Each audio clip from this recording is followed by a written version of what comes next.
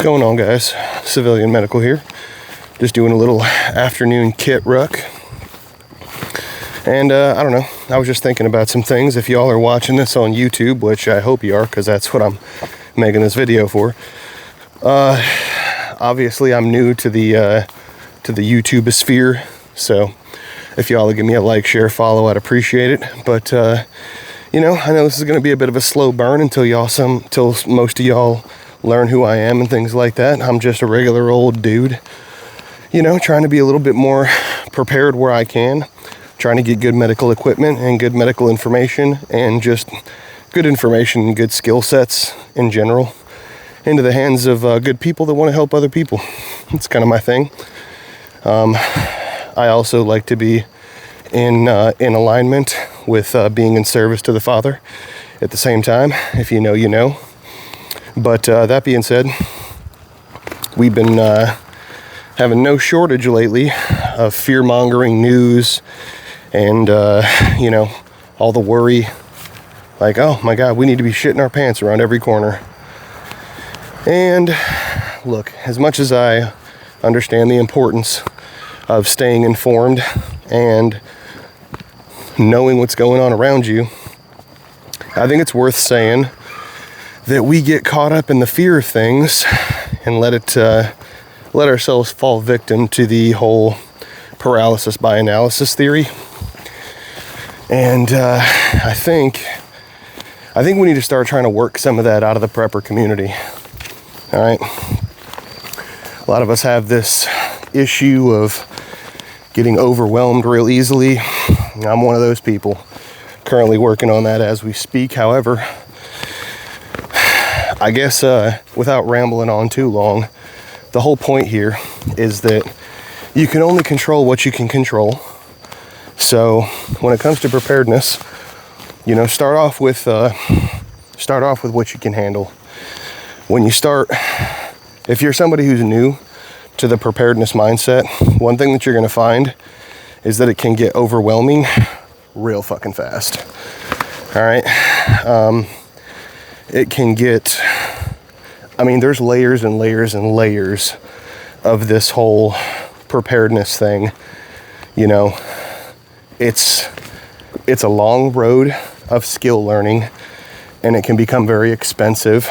And a lot of times the upfront mental investment and the upfront financial investment can make people just not want to do it altogether.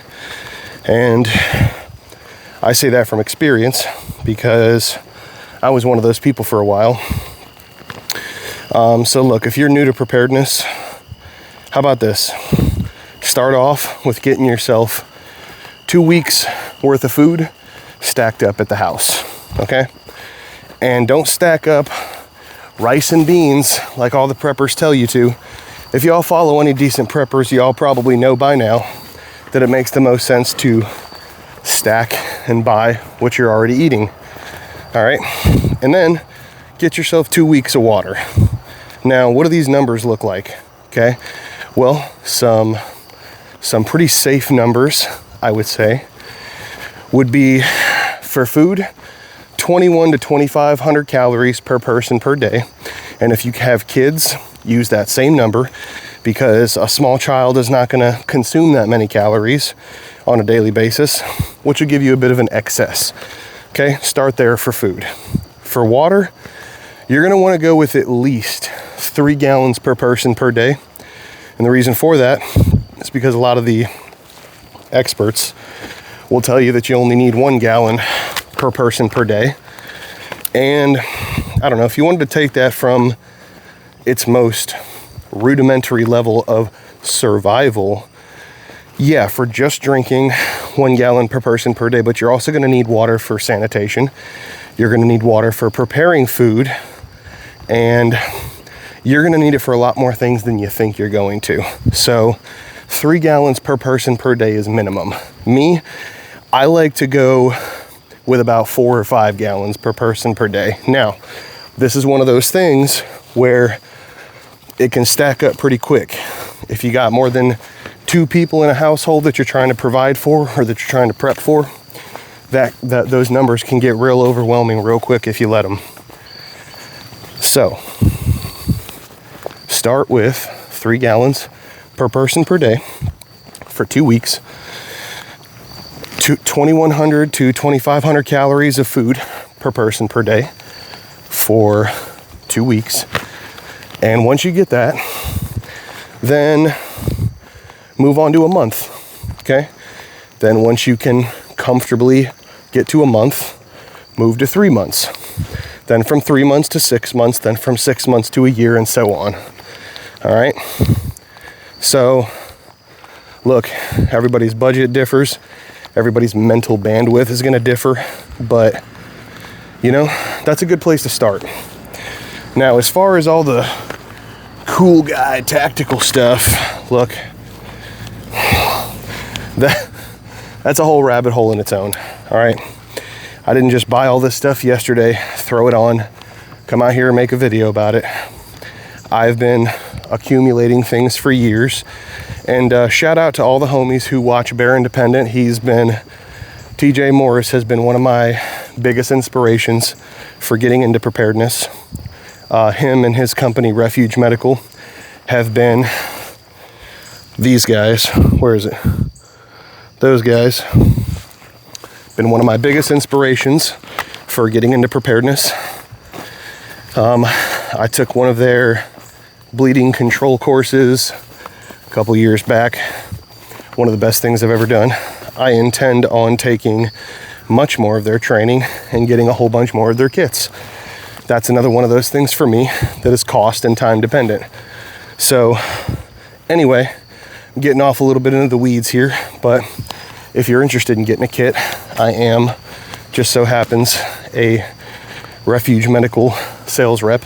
So if you want to use my code CIVMED, CIVMED, all caps, you can get a little bit of a discount and help me out a little bit in the process. I don't make a lot off of it. I just want to get good kits in the hands of good people. You know, that's kind of my whole thing. But anyhow, moving on from that. As far as all the tactical cool guy stuff, that can get overwhelming and expensive very fast. Let me tell you.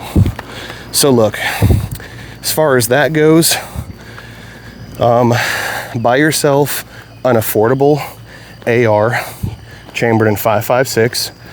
You know, get yourself a Glock 19 or a Glock 17, chambered in 9mm. Okay, simple, effective. Get yourself a weapon light for each.